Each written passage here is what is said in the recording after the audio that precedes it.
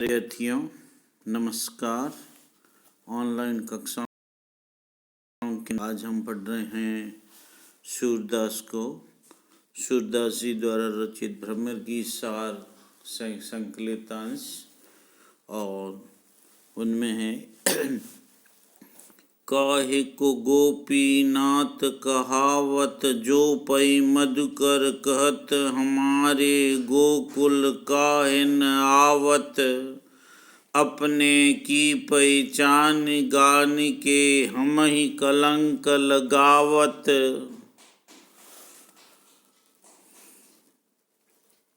जो पे श्याम कुबरी जैसो किन धाम धरावत। ज्यों गजराज काज के ओसर औरे दसन दिखावत। कहन सुनन को हम हैं ऊधो सूर अंत बिरमावत। काहे को गोपी नाथ कहावत। गोपियाँ उपालंब पूर्वक उद्धव जी से कह रही है कि हे उद्धव, गोपियों के नाथ होकर श्री कृष्ण मथुरा में ही जाकर बस गए, गोपियों को भूल गए, फिर काहे के गोपीनाथ है, किस नाम के गोपीनाथ हैं। ऐसे उपेक्षित व्यवहार से गोपियाँ उद्धव पर आक्षेप करती। काहे को गोपीनाथ कहावत। गोपियाँ कहती है कि श्री कृष्ण व्यर्थ में ही गोपीनाथ अर्थात गोपियों के प्रीतम या नाथ कहलाते हैं। जो पे मधुकर कहत हमारे गोकुल काहे न आवत। हे उद्धव, अगर वे हम गोपियों के प्रिय होते तो वे हमारे पास यहाँ गोकुल में क्यों नहीं आते। उन्होंने तो हमें एकदम भुला दिया। अपने की पहचान गारी के हम ही कलंक लगावत। उन्होंने तो हमारी पहचान को ही भुला दिया है और हमें एकदम भुला करके हम ही कलंक लगावत। जबकि हम यहाँ पर उनसे प्रेम करने के कारण व्यर्थ में ही कलंकित हो रही है। उन्होंने तो हमारी पहचान को ही एकदम भुला दिया। अपने की पहचान गारी के हम ही कलंक लगावत। उन्होंने तो हमारी पहचान को ही एकदम भुला दिया है, जबकि हम यहाँ पर उनसे प्रेम करने के कारण व्यर्थ में ही कलंकित हो रही। जो पे श्याम कुबरी जैसो किन धाम धरावत। यदि वे मथुरा में कुब्जा पर ही रीझ गए हैं तो फिर गोपीनाथ की बजाय कोई अन्य नाम क्यों नहीं धारण कर लेते हैं, अन्य नाम क्यों नहीं रख लेते हैं। कहने का आशय यह है कि कुब्जा नाथ नाम क्यों नहीं रख लेते। जो पे श्याम कुबरी जैसो किन धाम धरावत। यदि वे मथुरा में कुब्जा पर ही रीझ गए तो फिर गोपीनाथ की बजाय कोई अन्य नाम क्यों नहीं रख लेते हैं। कहने का अर्थ है कुब्जा नाथ नाम क्यों नहीं धारण कर लेते हैं। ज्यों गजराज काज के ओसर औरे दसन दिखावत। उनका आचरण तो ऐसा दिखावटी लगता है जैसे हाथी के दांत खाने के और होते हैं तथा दिखाने के और होते हैं। कहने का आशय यह है कि श्री कृष्ण स्वयं तो गोपीनाथ बनते फिरते हैं, हमारे प्रति प्रेम भाव दिखाते हैं, जबकि कुब्जा से प्रेम करते हैं और ब्रज में आने का नाम ही नहीं लेते। कहत सुनन को हम हैं ऊधो सुर अंत बिरमावत। सूरदास जी वर्णन करते हैं कि गोपियाँ कहती है कि कहने सुनने को तो हम हैं, अर्थात योग साधना का उपदेश देने सुनाने के लिए तो उन्हें हमारी याद आ गई है, परंतु इसमें तो वे हमें व्यर्थ ही भ्रमित कर रहे। गोपियों का रोष प्रकट हुआ है। कलंक लगाना और हाथी के दांत दिखाने के और दिखाने लोक उक्ति का प्रयोग है। अनुप्रास और आक्षेप अलंकार है, ब्रज भाषा है और माधुर्य गुण। अब कत सुरति होती है राजन, दिन दस प्रीति करी स्वार्थ हित रहत आपने काजन। सबे अयानी भई सुनि मुरली ठगी कपट की साजन। अब मन भयो सिंधु के खग ज्यों फिर सरत जहाजन। वह न तो टूटोता दिन थे सुफलक सुत संग भाजन।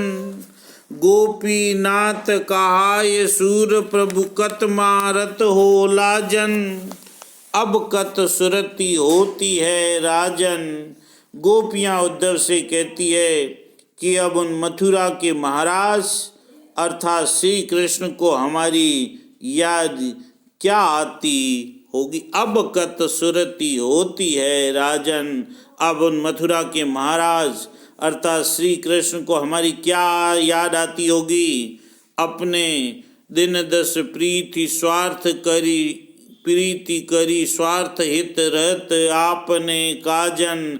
अपने स्वार्थ के लिए कुछ दिनों तक यहाँ रहते हुए उन्होंने हमसे प्रेम व्यवहार किया, वे अपने काम से यहाँ रहे। दिन दस प्रीति करी स्वार्थ हित रहत आपने काजन।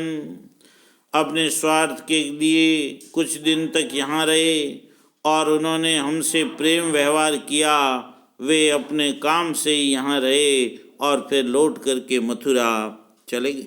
सबे अयानी भई सुनि मुरली ठगी कपटी की साजन। हम अयानी यानी ना समझ, हम गोपियाँ इतनी ना समझ रही कि मुरली की तान सुनकर ठगी गई और पंख की कपटी छाया में सुख की आशा से रही। सबे अयानी भई सुनि मुरली ठगी कपट की साजन। हम गोपियाँ इतनी ना समझ रही कि मुरली की तान सुनकर ठगी गई और पंख की कपटी छाया में सुख की आशा में रही। अब मन भयो सिंधु के खग ज्यों फिर सरत जहाजन। कह रहे हैं कि उन्होंने अपनी प्रेम पूर्ण बातों के जाल में हमसे कपट आचरण किया। आज भी हमारा मन समुद्र के ऊपर उड़ने वाले उस पक्षी की तरह है जो बार बार आश्रय पाने के लिए जहाज की ओर सरकता रहता है, जहाज की ओर उड़ता रहता है, अर्थात उसी पर आशा लगाए रहता है। वह हमारी स्थिति भी वैसी हो गई है। वह ना तो टूटोता दिन थे सुफलक सुत संग भाजन।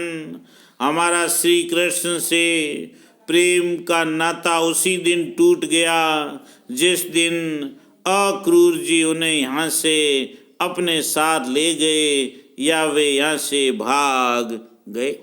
गोपीनाथ काय सूर प्रभु कत मारत हो लाजन। सूरदास जी कहते हैं कि गोपियाँ कहने लगी कि हे उद्धव जी, वे कहलाने को तो स्वयं गोपीनाथ मानते हैं और ऐसा पूरा दिखावा भी करते हैं, परंतु हम उनके ऐसे व्यवहार से लाज मरी जा रही हैं, लज्जा से मरी जा रही हैं, अर्थात हमें स्वयं पर लज्जा आ रही। अनुप्रास और उपमालंकार, ब्रजभाषा, माधुर्य गुण और गोपियों के द्वारा उपालंब की अभिव्यक्ति। लिखी आई ब्रजनाथ की छाप, बांधे फिरत शीश पर उदो देखत आवे ताप। नूतन रीति नंद नंदन की घर घर दीजत थाप, हरि आगे कुब्जा अधिकारी ताते है ये दाप, आए कहन जोग अवरागो अविगत कथा की जाप, सूर संदेशो सुन नहीं लागे कहो कौन को पाप। लिखी आई ब्रजनाथ की छाप। गोपियाँ कहती है कि हे उद्धव, तुम अपने साथ श्री कृष्ण की मुद्रा या छाप लिखकर ले आए हो। अब तुम उनके दूत बनकर अपने मस्तक पर मानो उस छाप या मोहर को लगाए हुए फिर रहे हो। लिखी आई ब्रजनाथ की छाप, बांधे फिरत शीश पर ऊधो देखत आवे ताप। तुम अपने साथ श्री कृष्ण की मुद्रा या छाप को लिखकर ले आए हो और अब तुम उनके दूत बनकर अपने मस्तक पर मानो उस छाप या मोहर को लगाए हुए फिर रहे हो। तुम्हारे ऐसे रूप को देखकर हमें अत्यधिक संताप और रोष हो रहा है। नूतन रीति नंद नंदन की घर घर दीजत थाप, तुम यद्यपि श्री कृष्ण के दूत हो सखा हो, फिर भी निर्गुण ब्रह्म की साप हम पर छोड़ना चाहते हो। उन नंद नंदन श्री कृष्ण ने ब्रज में ये अनूठी रीति चलाई है कि प्रेम के बदले यहाँ योग साधना का संदेश भेजा है और तुम उसे यहाँ घर घर स्थापित करना चाहते हो। हरि आगे कुब्जा अधिकारी ताते हैं ये दाप। उस मथुरा में श्री कृष्ण के ऊपर भी कुब्जा स्वयं अधिकारी बनी हुई है, वहाँ पर कुब्जा की ही चलती है और इसी कारण से ये सारा कुचक्र चलाया हुआ है, सारा कुचक्र बना रखा है। और इसी से तुम हमें योग की साधना का संदेश देने आए हो और निर्गुण ज्ञान योग या ब्रह्म को जपने की बात कह रहे हो। आए रागो अविगत कथा की जाप, सूर संदेशो सुन नहीं लागे कहो कौन को पाप। इसी से तुम हमें योग साधना का संदेश देने आए हो और निर्गुण ब्रह्म को जपने की बात कह रहे हो। सूरदास जी कहते हैं कि गोपियों ने कहा कि हम ये तुम्हारा संदेश सुनना नहीं चाहती है, हम निर्गुण आराधना का संदेश कतई नहीं सुनेगी, क्योंकि इससे कौन पाप को अपने ऊपर लगाएगा। हम सगुण प्रेम पूर्ण भक्ति को त्याग कर निर्गुण की आराधना करने वाली हैं। कहने का आशय यह है कि प्रेम विश्वास को तोड़ने का हमें पाप ही लगेगा। निर्गुण का खंडन, सगुण का मंडन, अनुप्रास और काव्यलिंग अलंकार और गोपियों का व्यंग्यपूर्ण उपालंब प्रकट हुआ है।